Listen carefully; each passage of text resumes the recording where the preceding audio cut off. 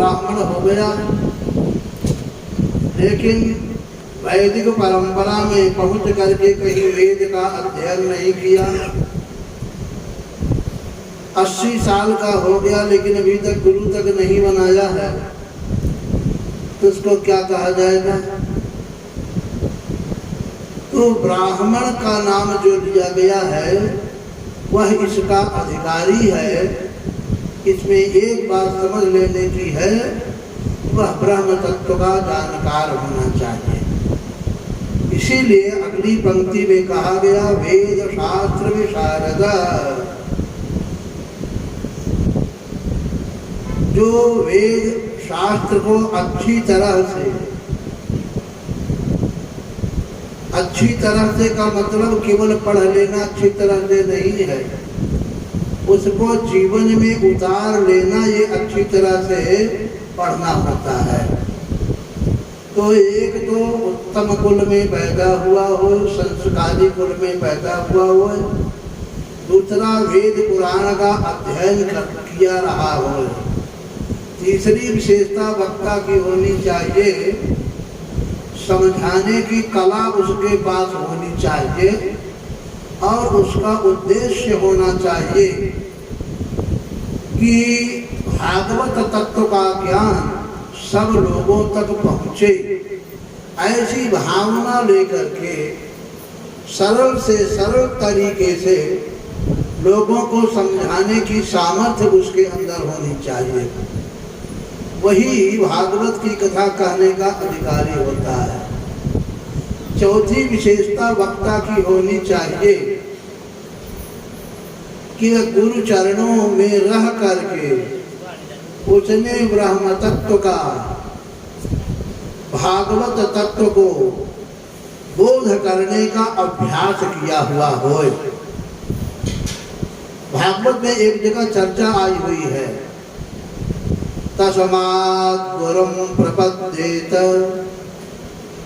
जिज्ञासुश्रेयोत्तमं शाब्दे परे च निष्णातं ब्रह्मैरुपशमाश्रयम्। कह रहे हैं तस्मात् गुरुं प्रपद्येत, इसलिए गुरु की शरणागति लेनी चाहिए। कहा गुरु कैसा होना चाहिए? कहा शाब्दे परे च निष्णातम्, जो शब्द की धार को पकड़ करके शब्द से परे जो परम पुरुष परमात्मा सद्गुरु दयाल है, सत्पुरुष परमात्मा है, वहां तक जिसकी पहुंच हो। श्रीमद् भागवत का श्लोक है ये, शाब्दे परे च निष्णातम्, जो शब्द की धार को पकड़ करके शब्द से परे जो परमात्मा है वहां तक उसकी पहुंच होए, उसमें जो निष्णात होए, उसको गुरु बनाना चाहिए। किस लिए बनाना चाहिए? कि जिज्ञासु श्रेय उत्तमम, जो अपना कल्याण करना चाहते हैं, कल्याण करने की इच्छा वाला व्यक्ति गुरु की शरणागति ले। और गुरु ऐसा होना चाहिए जो शब्द की धार को पकड़ करके शब्द से परे जो सत्पुरुष परमात्मा है वहां तक अपनी पहुंच बनाया हो। क्योंकि हमारे उपनिषद ग्रंथों में भी आया हुआ है, यतो वाचो निवर्तन्ते, जहाँ से वाणी लौट आती है, परमात्मा वाणी का विषय भी नहीं है। वाणी शब्द, शब्द वहाँ तक पहुँचाने का काम करता है। शब्द क्या है इसकी चर्चा भी हम करते हैं। जैसे किसी नदी को पार करना है, अब नदी का पार होना है तो बीच में एक नाव की जरूरत है। तो शब्द क्या है? नाव के समान है। केवल पार होने के लिए शब्द रूपी नाव की जरूरत है। शब्द परमात्मा नहीं है। परमात्मा तक पहुंचने का एक साधन है। इसलिए कहा गया यतो वाचो निवर्तन्ते, बस वहां पहुंचा करके वाणी फिर लौट करके चली जाती है, क्योंकि जो गंतव्य स्थान था सत्पुरुष परमात्मा का, वहां तक हम पहुंच लेते हैं। इसीलिए जो लोग नामदान लिए हुए हैं उनको पता है 5 मंडल हैं और 5वें मंडल तक शब्द है, आवाज है। उसके आगे के जो स्थान हैं वहाँ आवाज की चर्चा न तो सदगुरु विशुद्धानंद जी साहब ने किया है, न सदगुरु माता साहब ने किया है, न कबीर साहब ने किया है और न ही व्यास जी महाराज ने किया है। व्यास जी भी यही कह रहे हैं यतो वाचो निवर्तन्ते, यहाँ से वाणी लौट करके चली जाती है। तो स्वामी तुलसीदास जी महाराज भी करते हैं मन वाणी ते अगम अगोचर, न वह मन का विषय है न वाणी का विषय है न आँखों का विषय है। इन आँखों का उसके लिए दिव्य वाणी की जरूरत है, दिव्य शब्द की जरूरत है, दिव्य नेत्र की जरूरत है। लेकिन जो दिव्य शब्द भी हमको मिलेगा वह भी वहाँ तक पहुँचा सकता है, लेकिन वह नहीं है। वहाँ तक पहुँचने का एक साधन है। जैसे नदी के पार हमारा कोई प्रेमी वहाँ पर बैठा है, तो नदी पार करने के लिए हमने नाव का सहारा लिया, तो नाव हमारा प्रेमी नहीं है, प्रेमी तो नदी के पार है, नाव एक साधन है। इसी प्रकार से शब्द एक साधन है। इस शब्द रूपी साधन को पकड़ करके हम उस परम पुरुष परमात्मा तक पहुंच सकते हैं। बोलिए सद्गुरु दयाल की दया हो। इसको थोड़ा और अच्छी तरह से समझते हैं।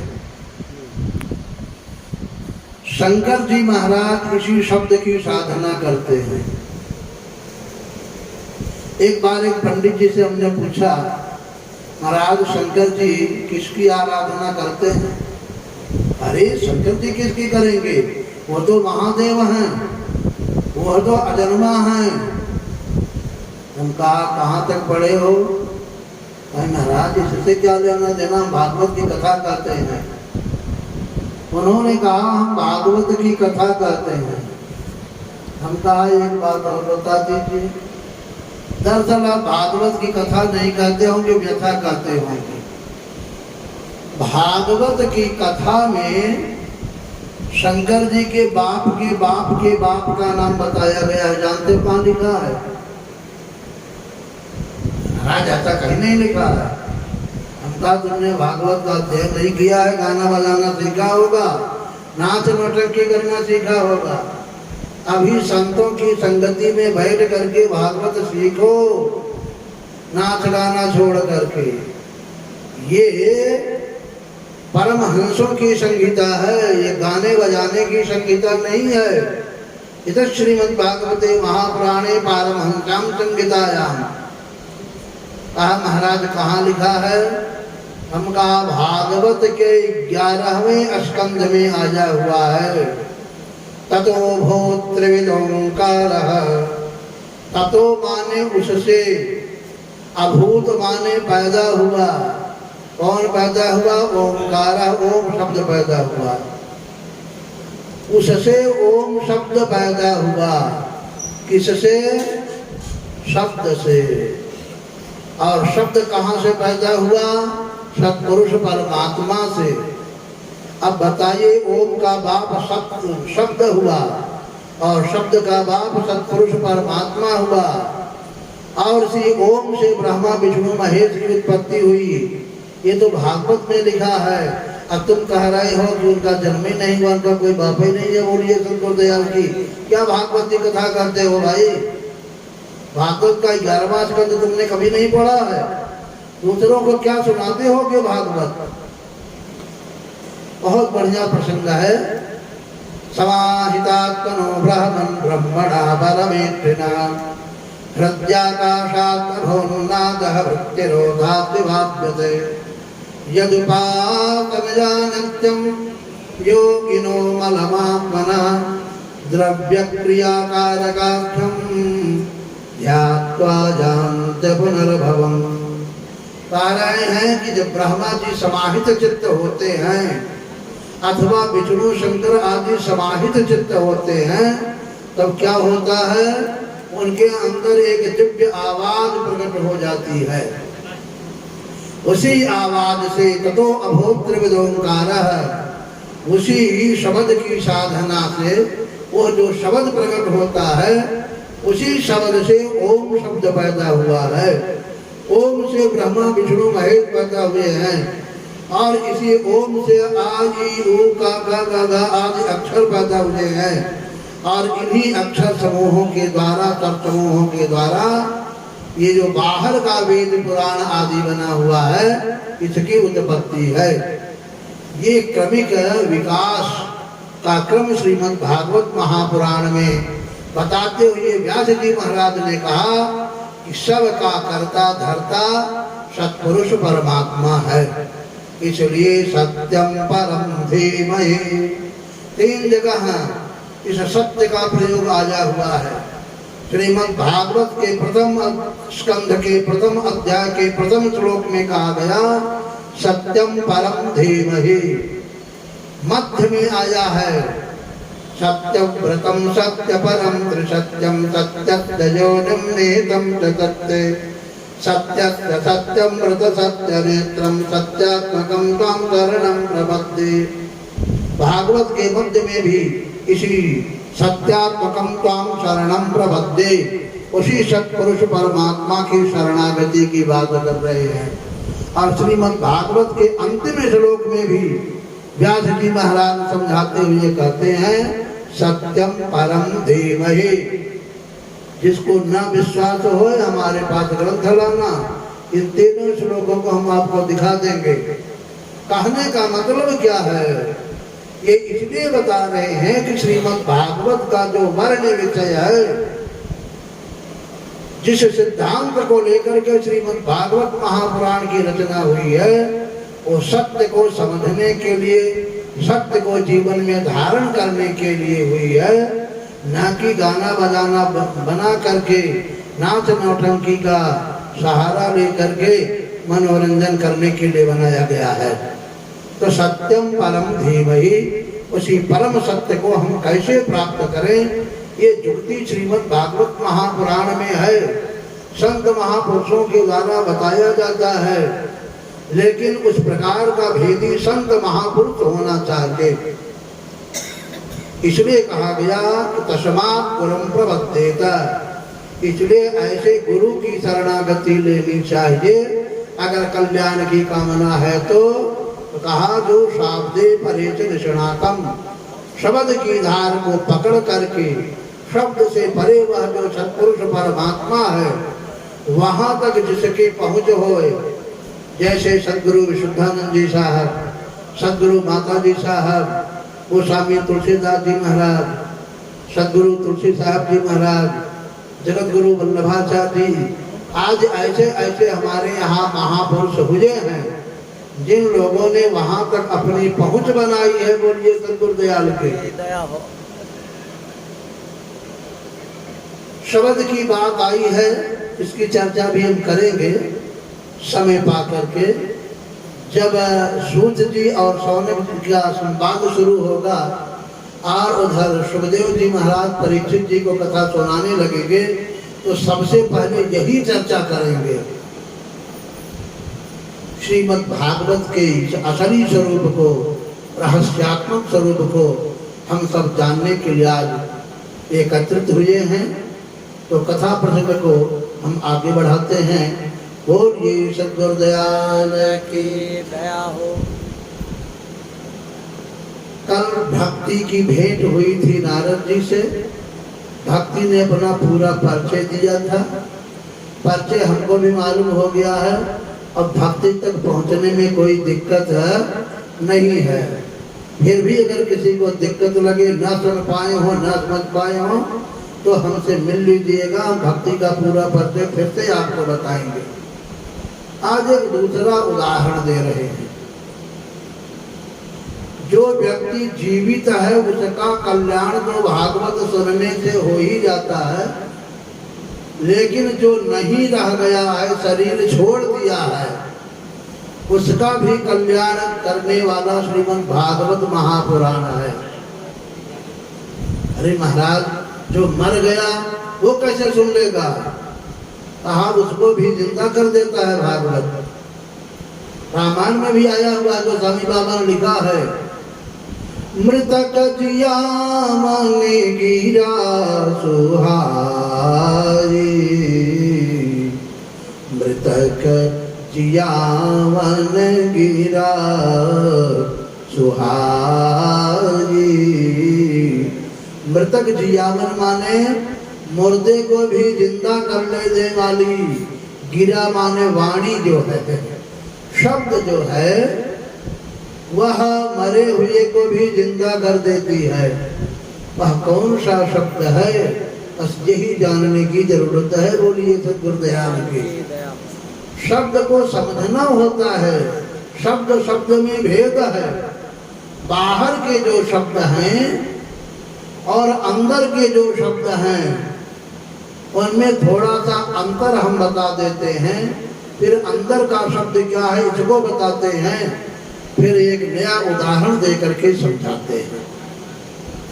बाहर के जितने भी अक्षर हैं, अक्षर समूहों को ही शब्द कहा जाता है, शब्द समूहों को वाक्य कहा जाता है। तो बाहर के जितने भी अक्षर हैं ये किसी बैसाखी पर निर्धारित हैं। इनके लिए एक आधार चाहिए। अगर वो आधार नहीं होगा तो आप बाहर का शब्द, बाहर का अक्षर नहीं बोल सकते हैं। जिन्होंने संस्कृत व्याकरण पढ़ा है वो जानते हुए भी शायद न जान रहे हैं तो आज जान लें, आज जानते हैं तो अच्छी बात है, मान लें। बोलिए सद्गुरुदयाल की।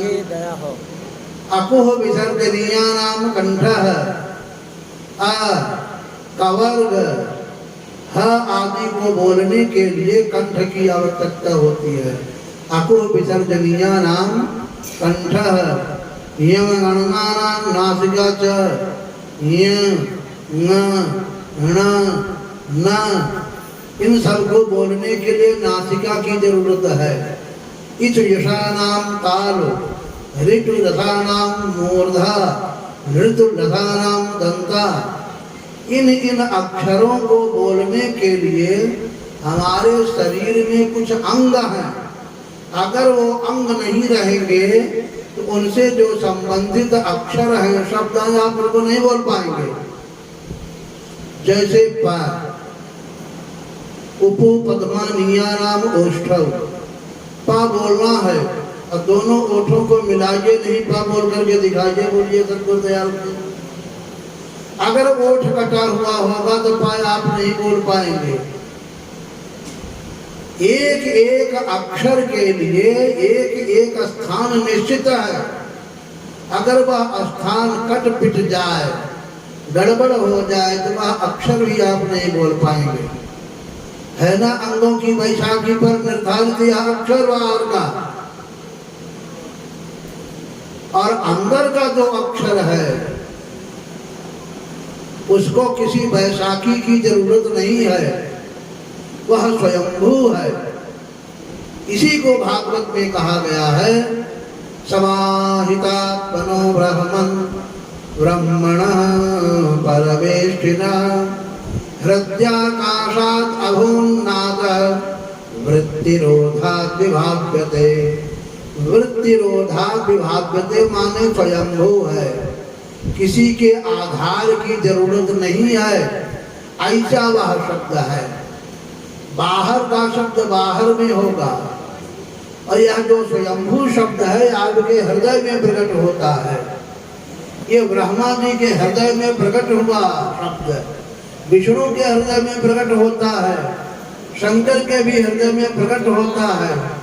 इसी शब्द की धार को ये लोग पकड़ते हैं इसी शब्द के द्वारा इनको ताकत मिलती है। तो स्वामी बाबा ने लिखा है, तप बल रचनि प्रपंच विधाता, तप बल विष्णु करहि जग त्राता, तप बल शंभु करहि संहारा, तप त्याग बन कछु संसारा, तप बल विप्र सदा बरियारा। तपस्या के बल से ब्राह्मण बली होता था, आज भी है। अगर यही तपस्या शब्द की साधना का बल नहीं है तो काहे बात का ब्राह्मण बली होगा? बोलिए सद्गुरुदयाल की दया हो। ब्रह्मा के पास अगर सृष्टि करने की सामर्थ्य है, विष्णु के पास पालन करने की सामर्थ्य है, शंकर के पास संहार करने की सामर्थ्य है, और ब्राह्मण के पास अगर यह सामर्थ्य है तपस्या की, जिस तपस्या के द्वारा ब्रह्मा विष्णु महेश को भी शाप देने की सामर्थ्य रखता है।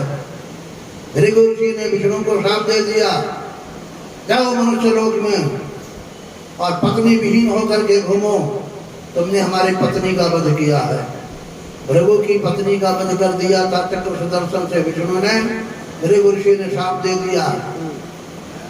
हमारे यहाँ लोग दुर्गा सप्तमी का पाठ करते हैं, उसमें बोला जाता है शाप विमोचन। दुर्गा जी को भी शाप दे दिया गया है। जिस गंगा में जाकर के लोग स्नान करते हैं, विश्वामित्र ने गंगा जी को शाप दे दिया था। इतनी ताकत कहाँ से आ गई थी भाई? इतनी ताकत आती है शब्द की साधना से। इसलिए तप बल विप्र सदा बरियारा। लेकिन आज वह तपस्या की जुगती ही हमारे पास नहीं रह गई है। जो भागवत हमको शब्द की साधना सिखाता है, उसको हमने नाचने गाने का, मनोरंजन करने का साधन बना लिया है। बोलिए सद्गुरुदयाल के। और नाम लेते भागवत की कथा हमने सुन लिया है। तुमने भागवत की कथा नहीं सुना होगा, भोगवत की कथा सुना होगा। भागवत की कथा अगर एक बार भी कोई सुन ले तब दोबारा उसको सुनने की जरूरत नहीं पड़ती है। भागवत की कथा क्या है, कैसे सुना जाता है, थोड़ी इसकी चर्चा कर लेते हैं। हमने बताया अंदर में हर व्यक्ति के, मानव मात्र के अंदर, चाहे हिंदू हो चाहे मुसलमान हो, सिख हो जैन हो ईसाई हो, ब्राह्मण हो वैश्य हो क्षत्रिय हो शूद्र हो, कोई भी हो, हर व्यक्ति के अंदर, मानव मात्र के अंदर एक आवाज हो रही है, एक शब्द हो रहा है। वह स्वयंभू शब्द है। उस शब्द को हम बोल नहीं सकते हैं, न उस शब्द को बोला जा सकता है और न ही उसको लिखा जा सकता है। उसको केवल सुना जा सकता है। ऐसा स्वामी जी ने बतलाया है, व्यास जी महाराज ने भी लिखा है। हम भागवत की चर्चा कर रहे हैं, जो बात स्वामी जी बतला रहे हैं वो भागवत में है। क्या कर रहे हैं व्यास जी महाराज भागवत में? शृणोति य इमं स्फोटं सुप्तश्रोत्रे च शोण्यदृग् येनवा निवेद्यते यस्य व्यक्तिराकाशदात्मना। शृणोति यः, जो व्यक्ति सुनता है। किसको सुनता है? स्फोटम, इस आवाज को। जो आवाज हर व्यक्ति के अंदर में हो रही है, उस शब्द को, उस आवाज को जो व्यक्ति सुनता है, गाता नहीं है। बड़े बड़े सन्यासियों को हमने देखा है, ओम ओम ओम बच्चा ओम। ये जो मुंह बना करके ओम बोल रहे हो, यह तो तुम्हारी कलाकारी है। अगर इस प्रकार से कोई मुंह न बना पावे तो ओम नहीं कह सकता है, बोल नहीं सकता है। दरअसल ओम बोलने का भी नहीं है, यह तो समझाने के लिए कहा गया है, समझाने के लिए कहा गया है कि ओम है, ओम में ऐसे आवाज होती है, लेकिन ओम हमारे अंदर अपने आप हो रहा है, इस बात की जानकारी हमको किसी ने नहीं दिया।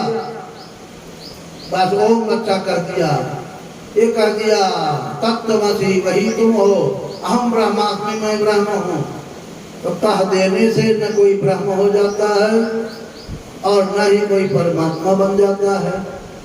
हम हैं, ये बात बिल्कुल सही है, हम हाड़ मांस के पुतले नहीं हैं, हम सत्य स्वरूप परमात्मा ही हैं, लेकिन कब होंगे अभी ये पता नहीं है।